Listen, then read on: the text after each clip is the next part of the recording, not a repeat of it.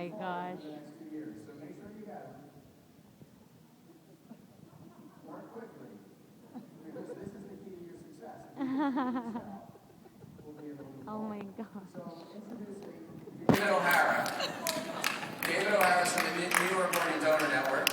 Nancy Wong from St. Luke's Hospital, both a donation hospital as well as a transplant center in St. Luke's Hospital in Kansas City. Larry Cochran from LifeQuest, he's the Assistant Executive Director, and Dean Capel from Mid-American Transplant Services, the Executive Director. Really inspiring stories about quality you're going to hear today. David. Go, David.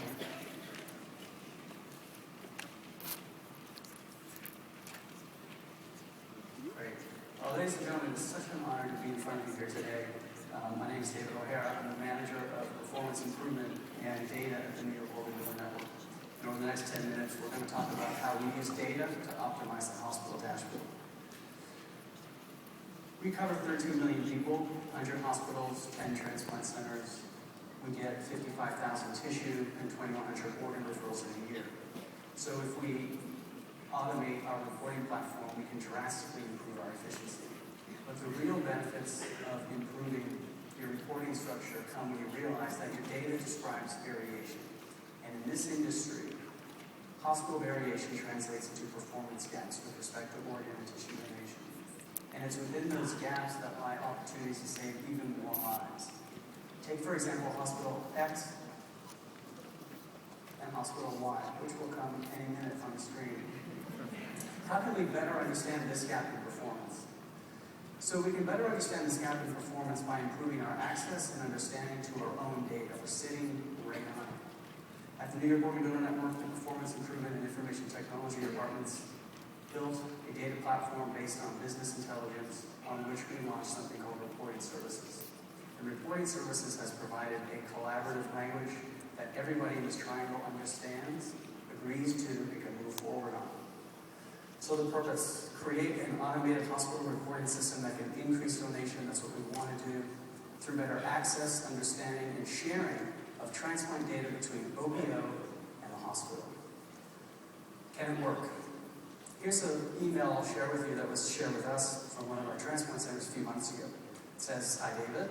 The Mount Sinai report was very well received and they wanted it to be included every time, not surprised for this one. They really liked the comparison to other hospitals. They were looking for Columbia to compare to. But since Mount Sinai is not an A-type hospital, Columbia did not appear on their list. This has opened up the why. If they have a comparable number of beds and deaths, why is their potential in total donors lower? So this is exactly the question that we want our hospitals to be asking.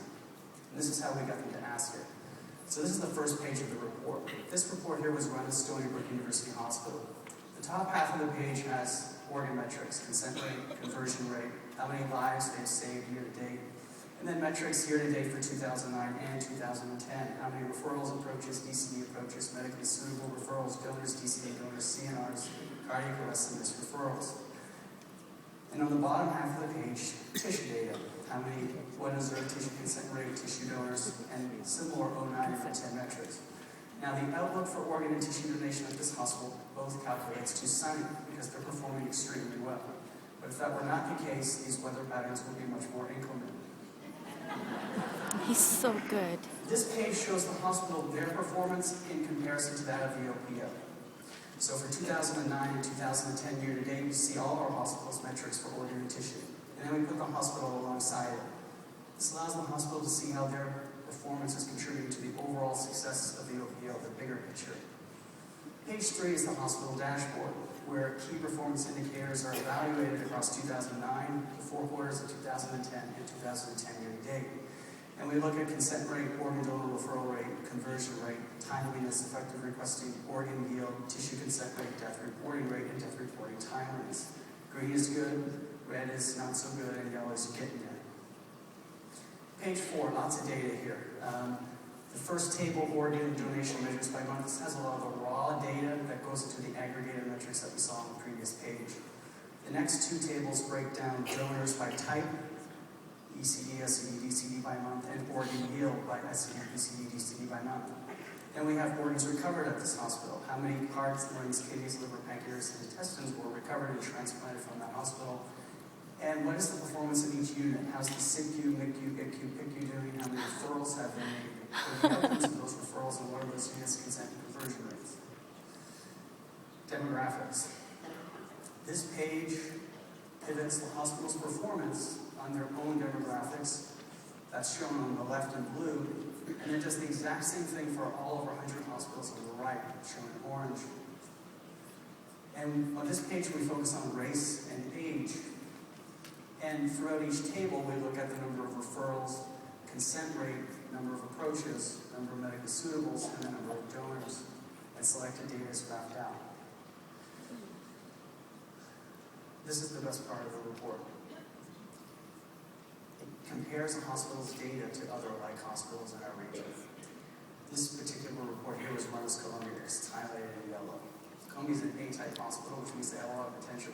So all of our A-type hospitals get thrown into this grid. And you can compare all A-type hospitals, how many referrals they've made, how many approaches we've done there, DCD approaches, medically suitable donors, DCD donors, consent conversion, timely and effective requesting rates. And it's interactive. So you can take your mouse, you can click on this 7. This 7 represents 7 donors at a particular hospital in this table. When you click that 7, you get a donor management goal report for those That's 7 awesome. donors at that hospital year to date. This is one of those donors, where we average AMGs across 4 time points throughout the case. The first line is that referral, the second line is that consent, the third line is the midpoint of the case, and the fourth line is that DOR. And we're looking at the standard 9 DMGs that everyone is looking at. Green is the met it, red is he didn't meet it, and there's other metrics included as well. So the neat thing is, because this is now automated, we can go back and run hundreds and hundreds of our previous donors to this report, and in a matter of hours, aggregate a massive amount of donor management data. That's cool. And if analyzed properly, maybe can help us with our organ yield, our clinical practices, allows you to compare management practices pre and post consent across hospitals. It's very valuable. Previous slide, please. Thank you.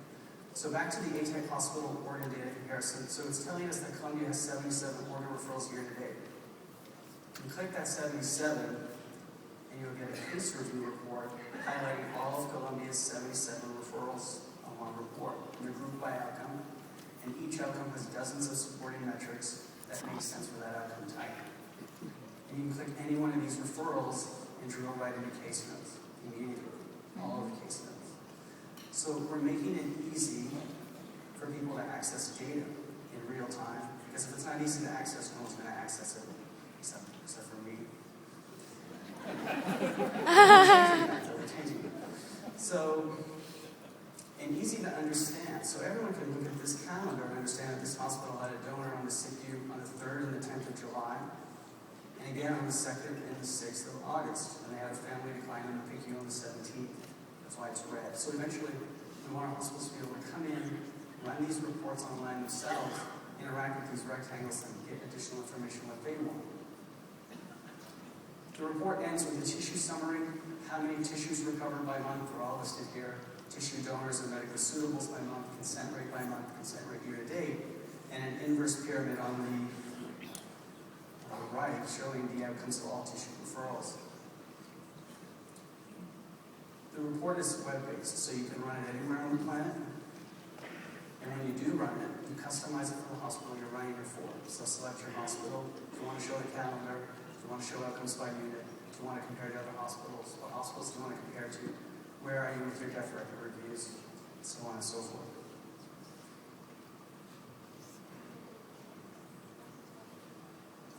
You can run it on your iPod, you can run it on your iPhone, you can run it on your iPad if you have one, which means now you can walk into a hospital, take your phone out of your pocket, run the report, and know exactly what you're walking into. A web-based automated reporting platform can increase donation through better access, sharing, and understanding of transplant data between That's awesome. Columbia and the hospital. Thank you very much.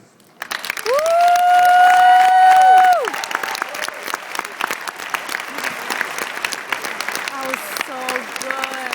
Oh my gosh, I'm so proud of him. That's These so are ours. You can't have them. We give can help you get some of that information, though. Nancy, please.